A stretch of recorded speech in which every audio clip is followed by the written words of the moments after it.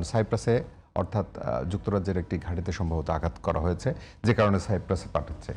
রিয়াদের ইউএস এম্বাসিতে আঘাত করেছে, আমি যেটি বলছিলাম। তার মানে এই যুদ্ধের যে ব্যাপকতা এবং ট্রাম্পের যদি আপনি কথা, গতকালকেই যেটা আমরা বলছিলাম যে এখনো মূল আক্রমণ হয় নাই, তার মানে সামনের দিকে আরো ভয়াবহ। ইরানের পক্ষ থেকেও বলা হচ্ছে যেহেতু এটি আত্মরক্ষার বাধ্যতামূলক যুদ্ধ, কোনো উপায় নেই তো ইরানের জায়গা থেকে, তারাও এই প্রতিরক্ষা ব্যবস্থা দীর্ঘমেয়াদী করবে এবং তাদের রণকৌশল কিন্তু ভিন্ন মাত্রায় এবারে পরিচালিত হচ্ছে। সামগ্রিকভাবে যুদ্ধটা আসলে মানে প্রলঙ্গিত হচ্ছে, আপনি কি মনে করেন? ধন্যবাদ আপনাকে, ধন্যবাদ সহ-আলোচক মহোদয়কে, সাথে সাথে ধন্যবাদ জানাচ্ছি গাজী টেলিভিশনের সমস্ত দর্শক শ্রোতা সবাইকে, সাথে সাথে যারা কলাকুশলীতে আমাদের সাথে রয়েছেন তাদেরকেও ধন্যবাদ।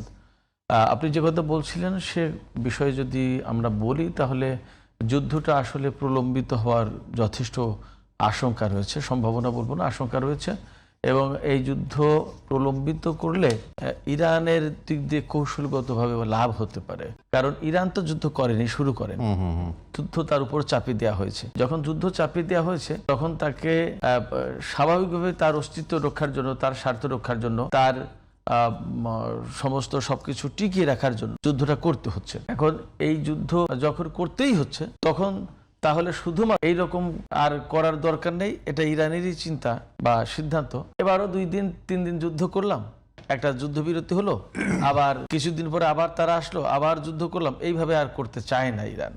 এবং ইরান যেহেতু আমরা সবাই জানি যে পারস্য সভ্যতা যেটা 3000 বছরের পুরনো এবং তাদের একটা গ্লোরিয়াস হিস্ট্রি আছে এবং একটা আত্মসম্মান বোধ জাতি, একটা স্বাধীন সার্বভৌম দেশ হওয়ার পরে তার উপরে অন্য দেশ যখন নিষেধাজ্ঞা চাপিয়ে দিয়েছে, এটাকে ইরান আত্মসম্মানের ব্যাপার, অপমানের ব্যাপার মনে করে, যার কারণে ওই নিষেধাজ্ঞার কাছে নতি স্বীকার না করে, নত জানু না হয়ে নিজেরা নিজেদের মতো পথ চলার ব্যবস্থা করেছে।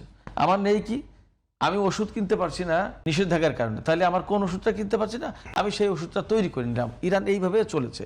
তার মানে যারা নিষেধাজ্ঞা দিচ্ছে, যারা চাপ সৃষ্টি করছে, যারা অপমান করার চেষ্টা করছে, যারা তাকে আটকে দেওয়ার চেষ্টা করছে, তার কাছে নত জানু না হয়ে, নতি স্বীকার না করে সে নিজের স্বাবলম্বী হওয়ার পথ খুঁজে নিচ্ছে।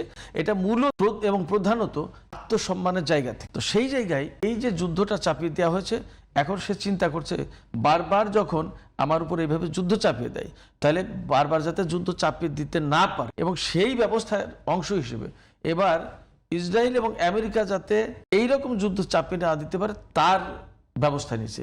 সেই জন্য আঞ্চলিক যত মার্কিন সামরিক ঘাঁটি আছে প্রত্যেকটা ঘাঁটিতে আঘাত করেছে এবং সিভিয়ার আঘাত করার চেষ্টা করেছে, অলরেডি হয়েওছে।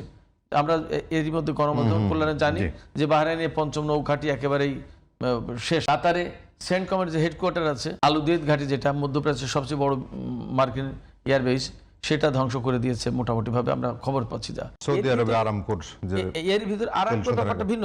কুয়েত, সৌদি আরব এবং সংযুক্ত আরব আমিরাতে মার্কিন দূতাবাসে হামলা হয়েছে। তার মানে দাঁড়াচ্ছে যে এখান থেকে শুধুমাত্র সামরিক স্থাপনায় হামলা না, মার্কিন যত স্বার্থ আছে তার প্রত্যেকটি বৈধ টার্গেট।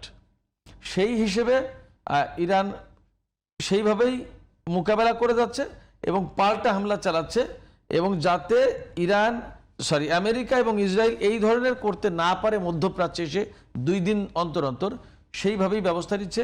এবং এখানে আমি যা মনে করি, কিন্তু এই যে আপনি বলছিলেন, মানে ছোট করে যদি জানি, মানে এই ক্ষেত্রে আপনি যদি মধ্যপ্রাচ্যের দেশগুলোর কথা বলেন, সেখানে ইরানের তো আসলে এক ধরনের বরাবরই সে একাই আসলে লড়েছে আমেরিকার বিরুদ্ধে, চোখে চোখ রেখে। কারণ মধ্যপ্রাচ্যের অন্য দেশগুলো তো আসলে তার পক্ষে লড়ছে না, বরং আমেরিকার।